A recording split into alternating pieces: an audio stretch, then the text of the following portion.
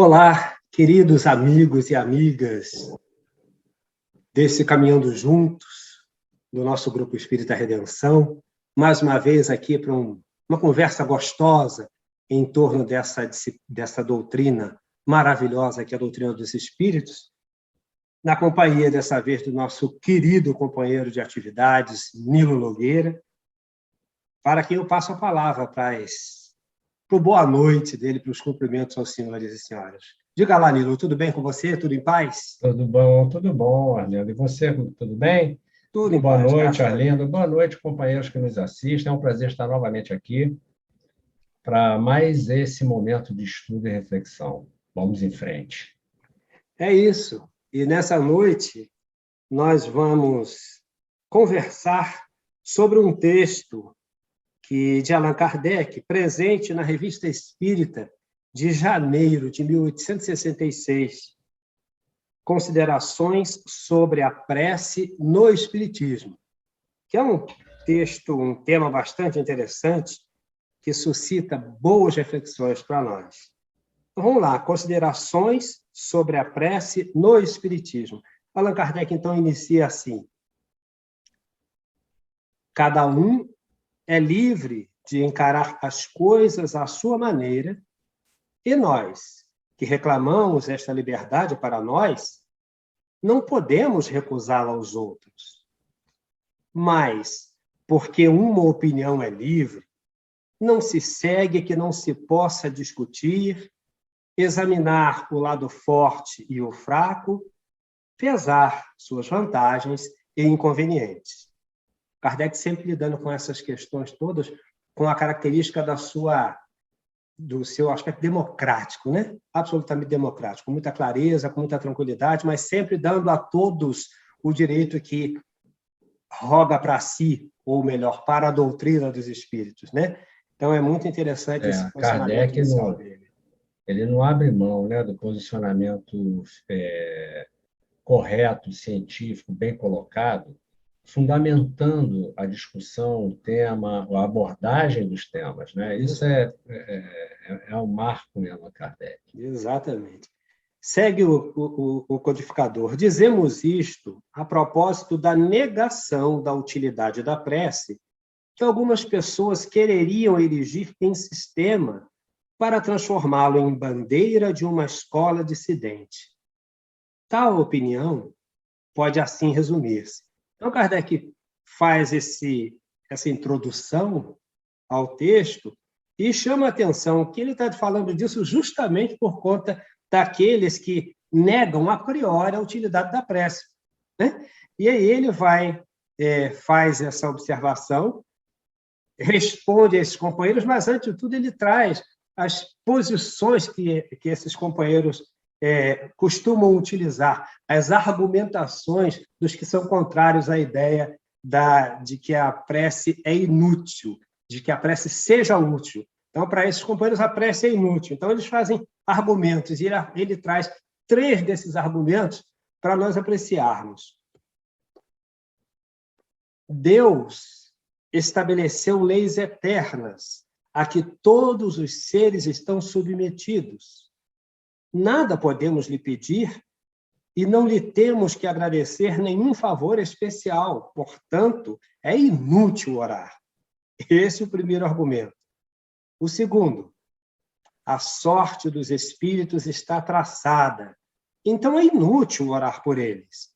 Eles não podem mudar a ordem imutável das coisas. Então, é inútil pedir.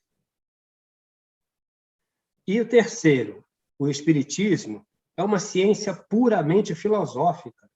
Não só não é uma religião, mas não deve ter qualquer caráter religioso. Toda a prece dita nas reuniões tende a manter a superstição e a beatice. Então, são os argumentos daqueles que são contra ou que negam a utilidade da prece. Vamos aos comentários, mesmo. É interessante como eles são colocados aqui, né? Kardec não se furta a trazer a argumentação completa ali, com toda a sua estrutura, né? para poder apresentar a contra-argumentação, né? Ele vai fazer a contra-argumentação, ele vai mostrar aqui, né, as questões relativas à prece, mas aqui, logo nesses argumentos, a gente já vê vários enganos que são cometidos ao afirmar, por exemplo, Deus estabeleceu leis eternas. Até aí, ok. A que todos os seres estão submetidos. Até aí, ok. Nada lhe podemos pedir e não temos de agradecer-lhe nenhum favor especial, portanto, é inútil orar. Bom, aí é que está, né? Nada lhe podemos pedir, aí já entra na questão do que se pretende com a prece. Uhum. Vem o entendimento de como é essa relação nossa, né, com a vida, com Deus, né, o que se entende de estarmos aqui vivos, encarnados, sabendo que Deus é nosso Pai Criador, que o universo todo é a manifestação, a expressão da vontade de Deus. Né? O que nos cabe, então? Acho que falta entendimento sobre isso para ele poder entender o que ele está afirmando ali. Né? Então, nada não podemos pedir e não temos de agradecer nenhum favor especial, como se para Deus fazer alguma coisa tivesse que derrogar alguma lei eterna, né? Que alguma prece seria um pedido especial para a gente não ter que passar por não sofrer as consequências de alguma lei eterna dessa. Isso é um engano, né? As coisas não são por aí, né? Então, essa primeira... Acontece uma coisa também interessante nesse primeiro momento, né? A gente, só quem... porque é diferente do que hoje se faz, né? Tem gente hoje que acha que a gente pode ordenar a Deus fazer as coisas, e não é isso. Sim. Né? Não se pode ordenar a ele. Ele é o ordenador das coisas, e não o contrário. Hoje a gente tem uma visão religiosa que complica muito assim. Eu boto o meu joelho no chão e ele faz. Então, ele é um ordenado por mim, eu que mando. Né? Então, é uma relação diferente, bem diferente. Não é isso que está inverte a coisa, né? Bom, o segundo, né? Outro engano, né? Como a sorte dos espíritos está traçada, é inútil orar por eles. Eles não podem mudar a ordem imutável das coisas, então é inútil pedir-lhes. Novamente, um engano. Como se a sorte dos espíritos estivesse traçada fatalmente, né? Ou seja, inevitavelmente. E a gente sabe que não é assim, né? Que a sorte dos espíritos é em função de suas escolhas. Então, não é bem assim. Esse é outro engano. As leis são eternas, são imutáveis, mas a sorte dos espíritos está condicionada às suas escolhas, à sua condução, à maneira como, né, como nós pensamos e agimos e entendemos a vida. Então, isso aqui já é outro engano. Está amparada naquela ideia antiga, né? O sujeito vai ficar eternamente destino, no céu, né? ou eternamente no inferno, ou eternamente no purgatório, que eu não sei de ninguém pensar de lá. Então, é muito nessa ideia ainda, né? E a ideia de fatalismo, né? Ou seja, já está o destino, já está traçado, não há nada que você possa fazer, porque tudo vai acontecer como está escrito. Então, não haveria mérito nem demérito de ninguém, né? Ninguém poderia fugir daquele trilho que foi proposto para a sua vida. Então, isso também não faz sentido, né? E o terceiro fala da questão que a ciência, do espiritismo ser uma ciência puramente filosófica, que também não é assim, né? Ela tem implicações religiosas, né? Ela, no sentido comum da palavra, não é uma religião, porque não tem rituais, né? Não existe nem dogmas, né? Mas ela tem implicações religiosas no sentido da nossa relação com a vida, com Deus. Como definido lá, né? É uma ciência filosófica com consequências morais. Com consequências morais. É um complemento. Isso, e isso implica aí um lado que é fundamentado cientificamente numa realidade que não tem nada de fantástico, mas que implica numa relação com Deus, né? Que é um ser que paira sobre nós, eterno, desde sempre nosso Criador, né? Nesse sentido, traz uma relação de outra natureza, né? Exato. Então, sigamos lá com Kardec mais uma vez. Ele vai agora trazer a contra-argumentação, né? Ele traz os argumentos integralmente dos companheiros E depois ele vai começar a fazer as refutações dentro dessa análise tranquila que ele costuma fazer, baseada, fundamentada, né, na experiência, na verificação. Então, a questão da prece foi de há muito discutida para que seja inútil aqui repetir o que se sabe a respeito. Se o Espiritismo proclama a sua utilidade, não é por espírito de sistema, mas porque a observação permitiu constatar a sua eficácia e o modo de ação. Então, olha, porque a observação permitiu constatar a sua eficácia e o modo de ação. Desde que, pelas leis dos fluidos, compreendemos o poder do pensamento, também compreendemos o da prece, que é, também ela, um pensamento dirigido para um fim determinado. Acho que dá para comentar, né, Nilo? Nossa, isso aqui dá para falar muita coisa, né? Vamos tentar ser mais, nos mantermos aqui ao propósito, porque abre para muitas discussões, né? Que a gente pode pensar aqui, então, na prece como um poder do pensamento, né? Pensar que nós temos, porque o pensamento é um poder do espírito, né?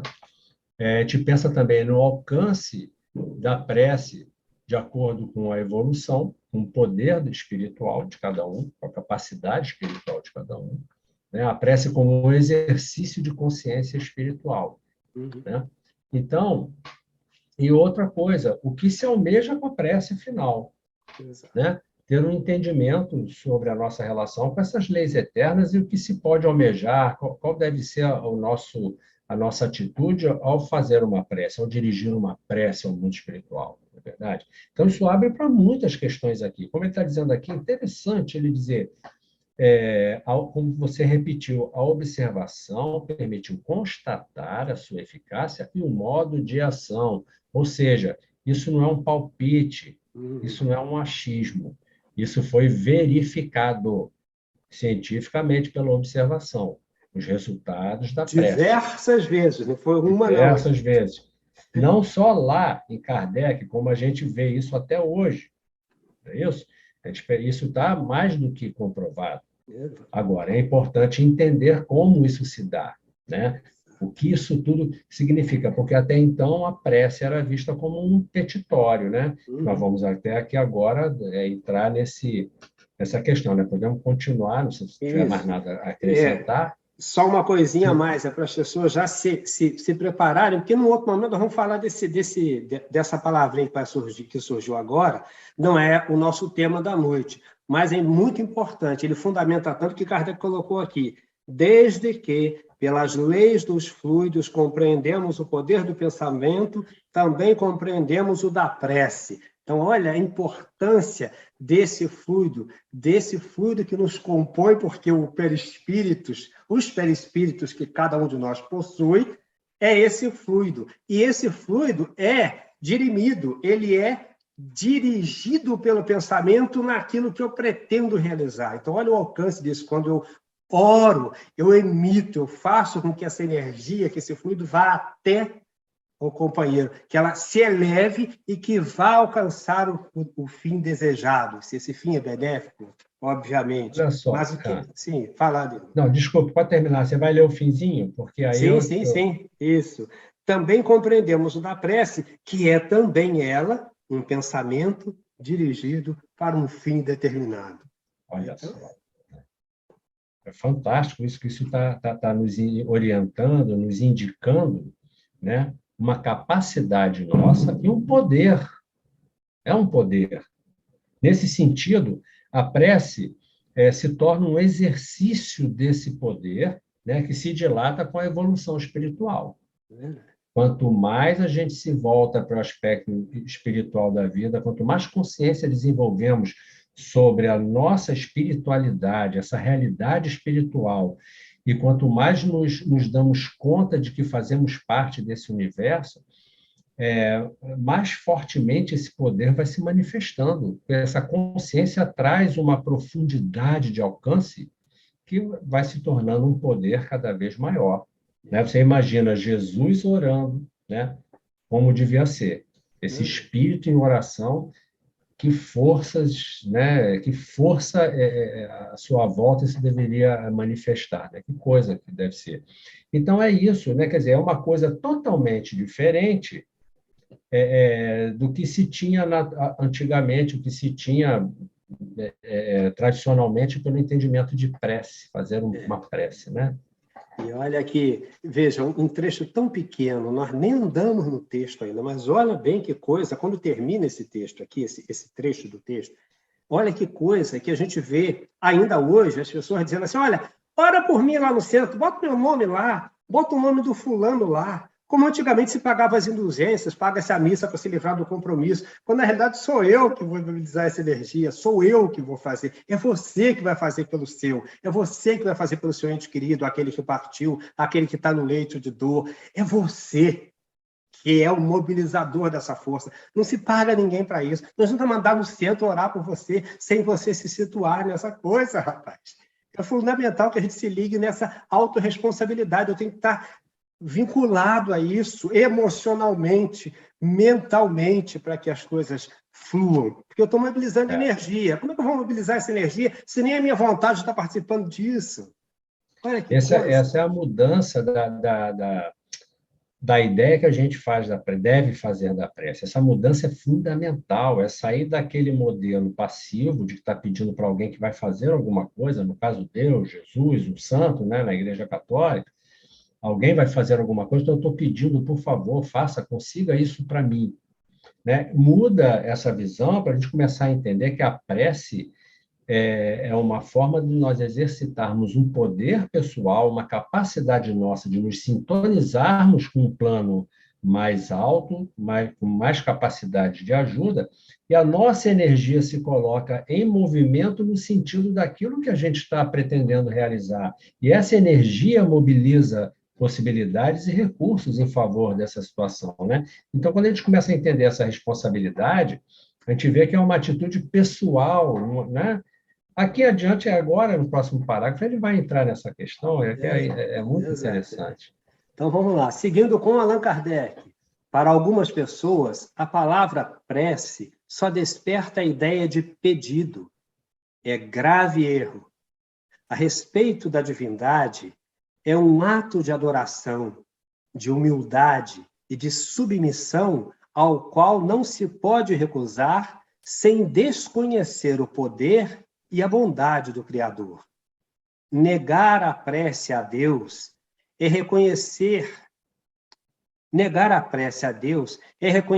Deus como um fato, mas é recusar-se a lhe prestar homenagem. É ainda uma revolta do orgulho humano. Eu vou mais à frente, Nilo, para a gente comentar os dois. A respeito dos espíritos, que não passam de almas dos nossos irmãos, a prece é uma identificação de pensamento, um testemunho de simpatia.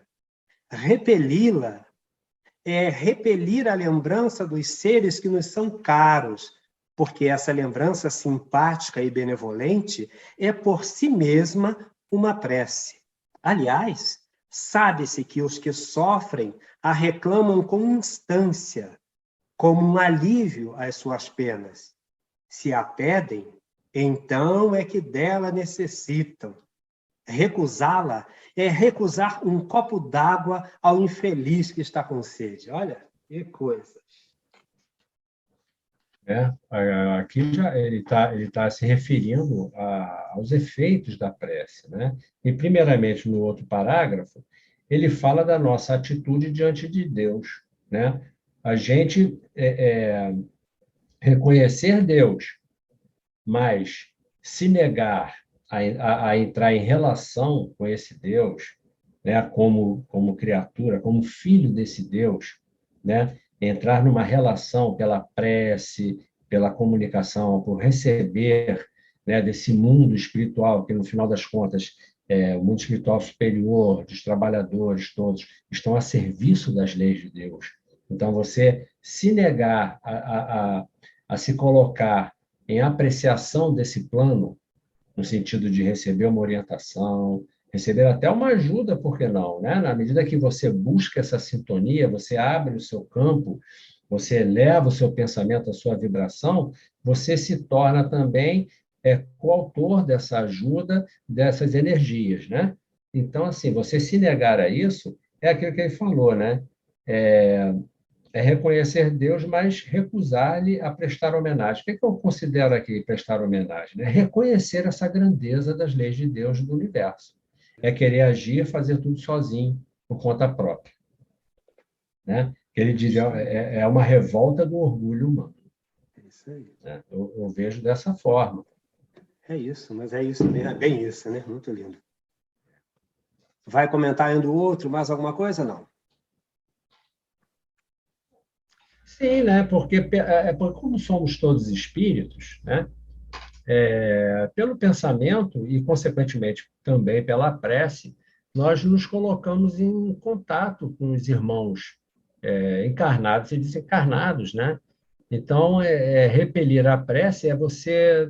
Com os encarnados, você pode até conversar, mas com os desencarnados, você perde o contato. Você passa a não mais ter contato com eles se você se recusa a um pensamento, porque o próprio pensamento com intenção já é uma prece, como ele está dizendo, né?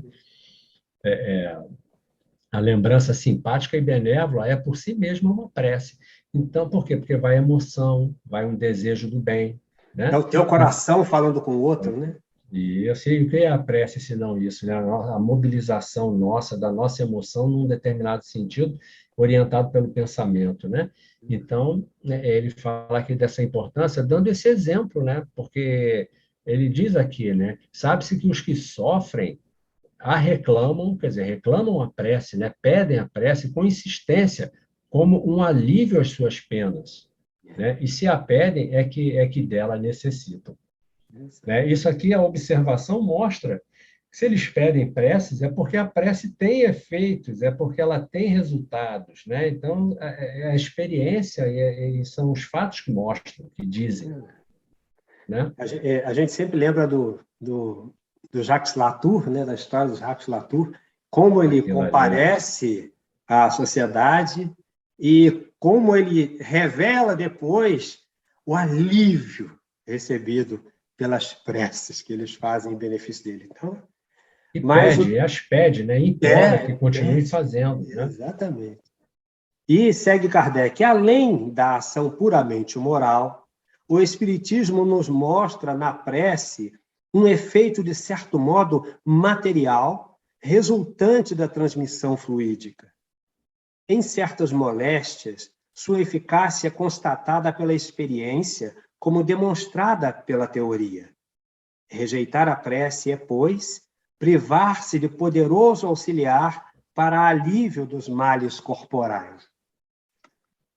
Então, quando se fala de espírito aqui, ou de espiritualidade, não se está falando de algo abstrato. Está falando de algo que se materializa no seu dia a dia para atender às suas necessidades. É muito interessante. Né? O que não é, né? O que é vamos dizer, o passe, né? Que vem com a energia, vem com a energia melhorada dos espíritos trabalhadores, né? É a nossa ação magnética e tem a ação dos espíritos nesse fluido que qualifica esse fluido para a pessoa que está ali. O que é essa qualificação de fluido, se não a atuação espiritual da vontade do espírito, do pensamento e da emoção do espírito, né? Se não é isso uma prece, uma atitude de prece do espírito, né? Por aquele que está ali. Então, a prece não é um simples petitório, como Kardec colocou ali. Isso é um grave erro achar que a prece é de uma pessoa pedindo para alguém realizar alguma coisa. Ok, que podemos até nos sentirmos assim necessitados de uma ajuda. Em alguns momentos vamos nos sentir assim. Isso acontece. O telefone falando sozinho, essa inteligência artificial. Isso acontece. Isso também acontece. Então, às vezes precisamos sim de ajuda, mas o próprio fato de, como está dito lá, na nossa humildade, nos recolhermos e aceitarmos a realidade divina, as leis eternas e nos colocarmos ali no sentido de elevar o nosso pensamento até Deus para solicitar uma ajuda, a ajuda não vai ser quebrar uma das leis eternas. Não se trata disso. vai ser algo que virá indiretamente no sentido de nos auxiliar com alguma dificuldade. Pode ser qualquer tipo de ajuda, que às vezes a gente nem imagina. Uma mudança de situação à nossa volta, a um ânimo inesperado, uma ideia que vem a uma coisa que a gente ainda não tinha pensado. Então, a prece nos coloca em sintonia com essa capacidade, com esses recursos espirituais, e que, como vivemos, às vezes, distraídos, nós nos colocamos à parte deles. Né? E na prece a gente consegue alcançar, dilatar esse pensamento e alcançar esses recursos. Minimamente, ela serena a mente aflita para que ela consiga ouvir o seu próprio coração. Porque na aflição, você quer sair da situação, Isso. não consegue porta, né? Ainda tem esse efeito, a prece, de causar um bem-estar, né? Exato. Sigamos lá com Kardec. Vejamos agora qual seria o resultado dessa doutrina e se ela tem qualquer chance de prevalecer. Segue ele. Todos os povos oram, do selvagem ao civilizado. Aí são levados pelo instinto, e é o que os distingue dos animais. Sem dúvida, oram de maneira mais ou menos racional, mas, enfim, oram. Os que, por ignorância ou presunção, não praticam a prece, formam no mundo insignificante minoria. A prece é, pois, uma necessidade universal, independente das seitas e das nacionalidades. Depois da prece, se está fraco, sente-se mais forte. Se está triste, mais consolado. Tirar a prece é privar o homem de seu mais poderoso suporte moral na adversidade. Pela prece, ele eleva a sua alma, entra em comunhão com Deus, identifica-se com o mundo espiritual, desmaterializa-se, condição essencial de sua felicidade futura. Sem a prece, seus pensamentos ficam na terra, ligam-se mais e mais às coisas materiais. Daí, um atraso no seu adiantamento. Então, quanto comprometimento quando a gente não quer, né? Sim, aqui a gente vai vendo assim, como como as coisas são muito mais profundas e mais extensas do que a gente pensa a princípio, do que pode parecer numa leitura superficial, né? Ele fala que a prece está presente em todos os povos, em todas as nacionalidades, né? E dizendo que depois da prece nos sentimos mais fortes, né? Se estávamos fracos. Se estávamos tristes, sentimos mais consolados. Então, é interessante a gente começar a entender aqui o que ele está dizendo. Você vê que tem vários níveis de compreensão. Vamos tentar aprofundar aqui o nível de compreensão do que ele está dizendo aqui. Abolir a prece é privar o homem de seu mais poderoso apoio moral na adversidade. Que apoio moral é esse? Né? O contato com o mundo espiritual superior, capaz de ajudá-lo. Né? Esse apoio moral, é nesse sentido, é esse contato com esferas mais equilibradas, que estejam acima de nós, além de nós, certo? E vem aqui também uma coisa agora, essa frase aqui, acho de extrema importância, né? Não sei, vamos ver, vamos tentar analisar. Pela prece se eleva sua alma, entra em comunhão com Deus, identifica-se com o mundo espiritual, E a outra desmaterializa-se, condição essencial de sua felicidade futura. Desmaterializar-se é a condição essencial de sua felicidade futura. Né? Isso é uma chave, né? Isso é uma chave de abóbora, fala sério. Olha só o que ele está dizendo aqui. O que é que eu entendo disso? Né? Olha só. Fazer prece, então, para mim, no meu entendimento, conforme está colocado aqui, é um exercício de evolução. Uhum. Se com a prece a gente se desmaterializa, que é a condição essencial da nossa felicidade futura, a que ele está se referindo? Aos estados mais evoluídos, A capacidade de entrar em prece é a capacidade de ter a consciência espiritual, é a capacidade de entender a nossa posição no universo.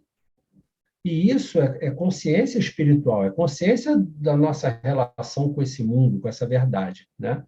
E quanto mais isso se expressa a partir de nós, menos nós sofremos com as coisas comezinhas do mundo, que a gente sabe ou fica mais consciente em nós que tudo isso é passageiro. A dor, o prazer, a posse, a perda, tudo isso é passageiro, porque a vida é passageira. A vida reencarnada é passageira. É um átimo de tempo.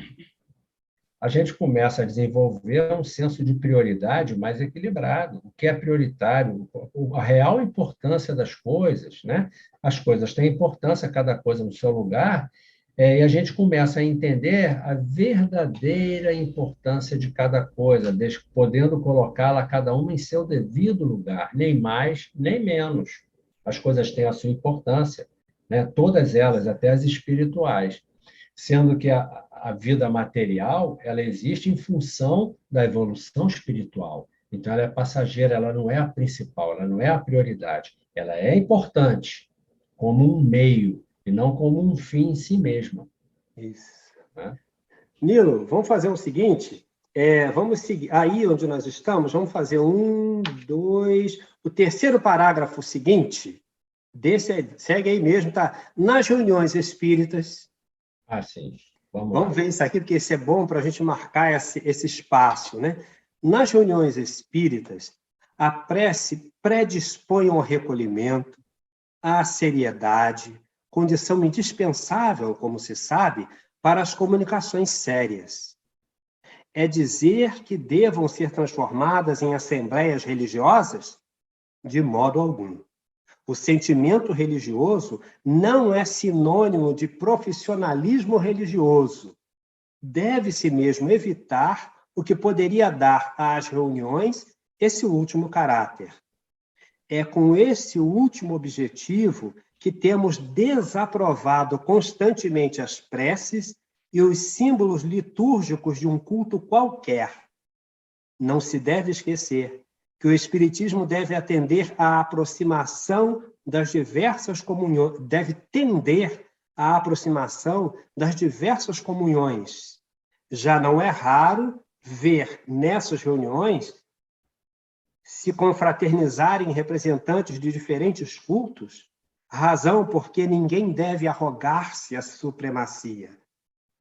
Que cada um, em particular, ore como entender, é um direito de consciência, mas numa assembleia fundada sobre o princípio da caridade, devem abster-se de tudo o que pudesse ferir suscetibilidades e tender a manter um antagonismo que, ao contrário, é preciso esforçar-se para o fazer desaparecer. Preces especiais no Espiritismo não constituem um culto distinto, desde que não sejam impostas e cada um seja livre de dizer as que lhe convém.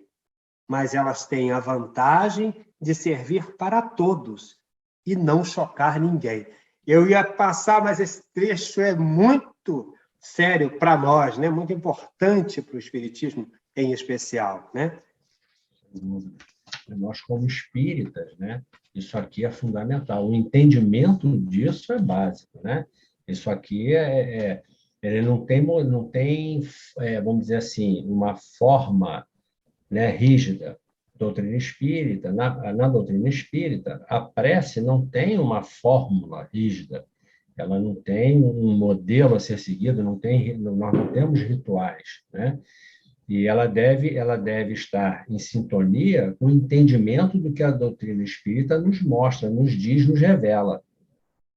Né? Quanto melhor o nosso entendimento sobre a relação entre o mundo espiritual, o mundo material, né? A nossa condição espiritual, preces mais adequadas e mais propícias ao momento, seremos capazes de realizar, né? Nesse sentido, é importantíssimo isso. Eu acho, para entendermos isso como espíritas, isso é básico, né? Isso é fundamental. tanto quando ele fala das reuniões particulares, das reuniões espíritas, mas também quando ele fala nesse respeito ao outro, porque às vezes o espírita está, por exemplo, num féretro, e ele resolve que tem que fazer uma prece, porque ele é espírita, e aí que o espírito do fulano, então essas coisas que não precisam ser nomeadas, porque você não precisa ferir suscetibilidade. A prece ela tem que ter a capacidade de reunir pessoas e pensamentos para uma finalidade maior. Então, não interessa que eu vou fazer a prece, eu tenha que ser o espírita, mas sim que eu tenho que demonstrar no espiritismo por esse valor de amor e de agregação para esse sentimento valoroso que deve alcançar os que estão ali e aquele que parte, eventualmente. Né? Então, muito legal isso, muito legal. Na verdade, poder ser um cristão, exatamente, né? Nesse momento. Exato. Acima de tudo, um cristão. Então, vamos lá no... Diga, tem mais alguma coisa para falar? Porque isso a ideia, eu acho que a doutrina espírita, ela vem ser um marco, né? Uma mudança no entendimento humano sobre a vida.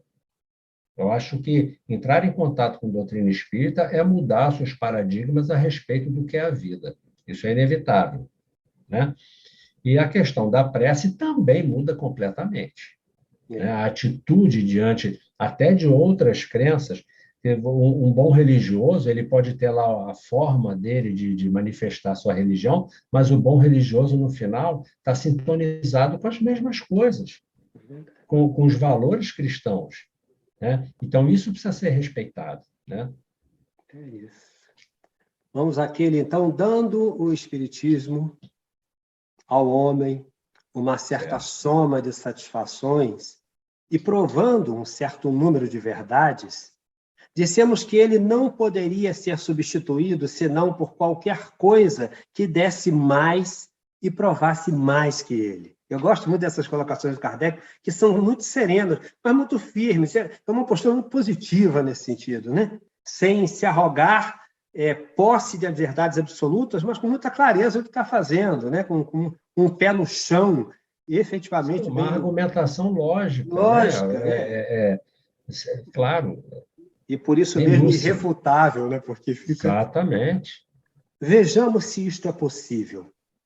O que faz a principal autoridade da doutrina é que não há um só de seus princípios que seja produto de uma ideia pré-concebida ou de uma opinião pessoal. Todos, sem exceção, são o resultado da observação dos fatos. Só pelos fatos é que o Espiritismo chegou a conhecer a situação e as atribuições dos espíritos, assim como as leis, ou melhor, uma parte das leis que regem as suas relações com o mundo visível. Isto é um ponto capital. Continuando. Se você me permite aqui, para a gente não perder, vamos sim. Eu acho que já tem coisa aqui muito importante para a gente considerar. Né? A condição da doutrina espírita, a autoridade que ela tem, é de ser fundada em fatos, e não, né, o que ele está afirmando aqui, e não em uma teoria que carece de crença, que carece de alguém tomar a priori como crença para poder considerar, para aquilo poder fazer sentido. Né? Então, tudo é demonstrado pelos fatos, tudo se fundamenta pela observação dos fatos. Ou seja, essa filosofia não é especulativa. Não é especulativa, não é a ideia da cabeça de alguém. Né? Esse alguém teve condição intelectual para lidar com essa experimentação e com o modelar desse conhecimento. Né? Mas não saiu a ideia, não veio da mente dele. Inclusive, no início, ele nem acreditava, ele se mostrava cético com isso. E os fatos foram mostrando e ele foi se convencendo à medida que foram se comprovando, né? Ele pôde observar isso. Isso faz toda a diferença na questão como diz aqui, da autoridade da doutrina espírita, né? Do que ela fala, Então, demonstre-se o contrário, aí sim você poderá falar alguma coisa. Né? Seguimos? Seguimos. Continuando a nos apoiar na observação, fazemos filosofia experimental e não especulativa. Para combater as teorias do Espiritismo, não basta, pois, dizer que são falsas. É preciso opor-lhes fatos, cuja solução ele fosse impotente para dar. E, neste caso mesmo, ele se manterá sempre no nível, porque será contrário à sua essência obstinar-se numa falsa ideia e esforçar-se-á sempre por preencher as lacunas que possam apresentar-se, pois não tem a pretensão de ter chegado ao apogeu da verdade absoluta. Eu gosto demais desse menino, Allan Kardec. Ô, rapaz danado, né? Esta maneira de encarar o Espiritismo não é nova. Pode-se vê-la em todos os tempos, formulada em nossas obras. Desde que o Espiritismo não se declara estacionário nem imutável, assinalará todas as verdades que forem demonstradas, venham de onde vierem, ainda que de seus antagonistas, e jamais ficará na retaguarda do progresso real. Assimilará essas verdades, dizemos nós, mas apenas quando forem claramente demonstradas, e não porque agradaria a alguém dar por elas os seus desejos pessoais ou o produto de sua imaginação. Estabelecido este ponto, o Espiritismo não poderia perder se não se deixasse distanciar por uma doutrina que desse mais do que ele. Nada tem a temer das que dão menos, e subtraem o que constitui a sua força e a sua principal atração. Sempre genial, né? Sempre genial. Sempre genial. Ele estabelece aqui um limite, né? Vamos dizer assim, ele estabelece aqui um ponto de divisão que fica muito claro que existem antagonistas à doutrina espírita, né? Inclusive talvez um dos maiores antagonistas da doutrina espírita, que não se baseia em fatos, baseia-se em dogmas e crenças, né? Quer dizer, e quer estruturar. Então, assim, Kardec aqui ele deixa um ponto muito claro. Quem não chegar aqui não tem como discutir, não tem como querer se sustentar nesse debate, porque fica um debate, como se diz, com pés de barro, não se sustenta. Não é verdade? Porque a experimentação, o método científico, até hoje, é o que nós temos como um parâmetro de validação do conhecimento. E está aí a experiência, né? A experiência, a observação, os fatos sendo demonstrados. Exato. E essa questão não há mais espaço para crendice, não há mais espaço para crendice, para um dogma que tem que ser aceito cegamente, a priori. Isso não cabe mais. Não há nada indiscutível nessa questão, né? E aí, no que você colocou, a gente não pode deixar de comentar, né? Porque, na realidade, é isso, porque o parágrafo seguinte, inclusive, o Kardec vai bem fundo nisso, né? Ele vai falar exatamente disso, porque a gente vê uma colocação como essa e encontra a doutrina dos espíritos hoje infiltrada por essa ideia rustemista, em que as pessoas idolatram e permeiam essa loucura rustemista que é absolutamente irracional, é ilógica, é antidoutrinária, porque confronta tudo que a doutrina tem dito e feito até aqui, né? Se parte de algo experimental, comprovado, nas milhares de exercícios, de verificações, e aí o sujeito vem e é inserido como algo doutrinário, sendo algo absolutamente antidoutrinário.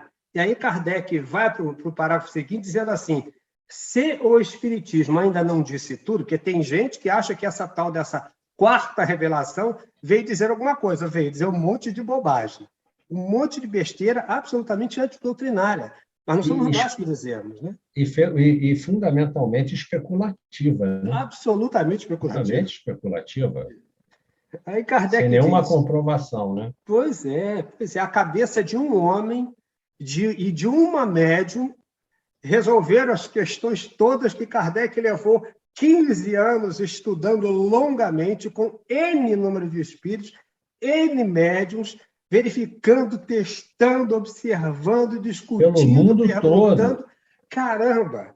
Pelo mundo todo, né? No mundo todo. Pois é, onde é que está a razão disso, meu Deus? Aí ele diz: se o Espiritismo ainda não disse tudo, há, entretanto, uma certa soma de verdades adquiridas pela observação e que constituem a opinião da maioria imensa dos seus adeptos.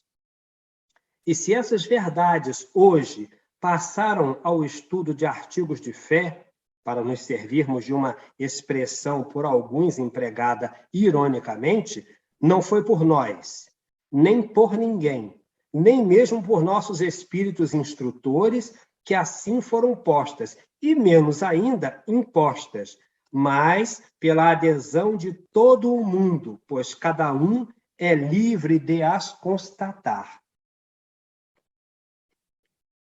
Eu acho que é uma boa resposta para essa gente que ainda perde tempo com isso, né? É verdade. Mas é aquele negócio, para tudo há a simpatia, né? Como se diz, a similitude de pensamentos, né? Existe a afinidade. Então, tem gente que ainda precisa ou ainda se encanta com certas colocações que distraem a mente, a fé, o raciocínio, embalam certas crenças, certos lugares de conforto psicológico, emocional, né? E que ficam ali acalentados com isso, né? Distraídos. É o anseio preguiçoso, de quem gosta daquele Isso, espiritismo prêt-à-porter, como eu costumo isso. chamar, né? Eu vou me comportar, aí eu serei escolhido. Aí eu vou poder ser um escolhido, né? Desde que eu me comporte bem, vão olhar para mim com benevolência e serei escolhido. Então, esse tipo de raciocínio que eu acho que mantém as pessoas nesse lugar cômodo, né? Exato. Bom, Lino, nós estamos chegando ao final, mas eu vou ainda trazer esse último parágrafo só para a gente fechar. Diz Kardec: se, pois, se formasse uma seita em oposição às ideias consagradas pela experiência e geralmente admitidas em princípio, não poderia conquistar simpatias da maioria cujas convicções chocasse. Sua existência efêmera extinguir-se-ia com seu fundador, talvez mesmo antes, ou, pelo menos, com alguns adeptos que tivesse conseguido reunir. Suponhamos o Espiritismo dividido em 10 ou 20 seitas.